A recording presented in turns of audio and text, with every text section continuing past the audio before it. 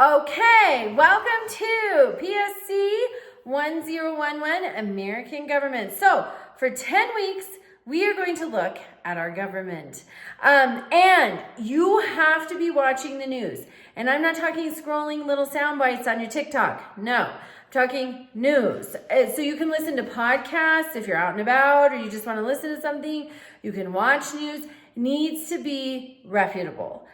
Also, ideally, both sides. So you'll learn about the fairness doctrine in this class, but until you learn about it, what you need to know is it was repealed in 1987 by the Reagan administration. And so what that means is today, the fairness doctrine is not a rule. So news stations, they can present one side of an argument and not the other. They can choose to ignore big stories if it doesn't fit the agenda they're wanting to sell the public.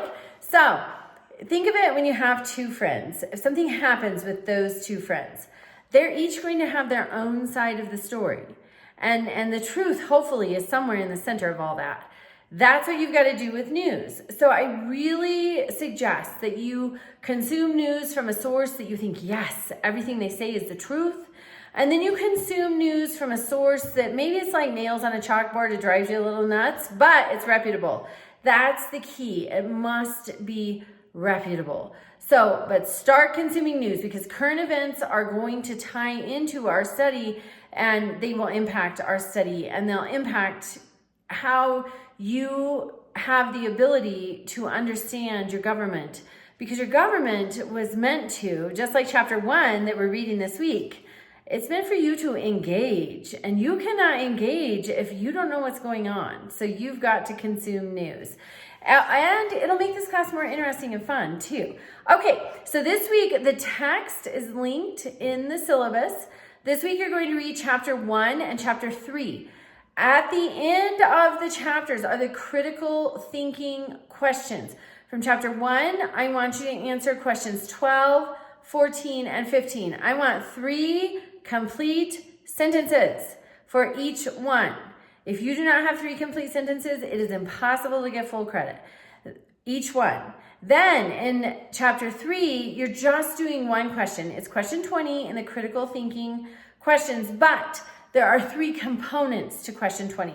Federal, confederation, and unitary. So I want 3 sentences for each of those 3. Then you get to look at the Constitution. You don't have to read the whole thing yet. That is coming up. But I want you to read Article 2. Article 2 deals with the executive branch, the president. I want you to read Article 2, Section 2. And then follow the questions concerning that and complete the cabinet assignment. Please reach out with any questions. This is Tuesday because yesterday was a holiday, but going forward, announcements, assignments, reading assignments, all that, they're going to be posted for you on Monday, and then you'll have until Sunday at 11:59 to turn them in. This week, it's Tuesday, but still we've got to stick with that Sunday due date because it's only a 10-week class, and it'll go faster than you anticipate. Reach out with questions, welcome to class, and start consuming reputable news. All right.